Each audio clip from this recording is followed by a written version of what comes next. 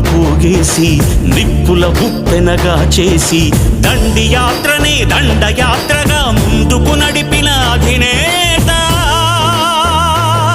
సిసలైన జగజ్జేత.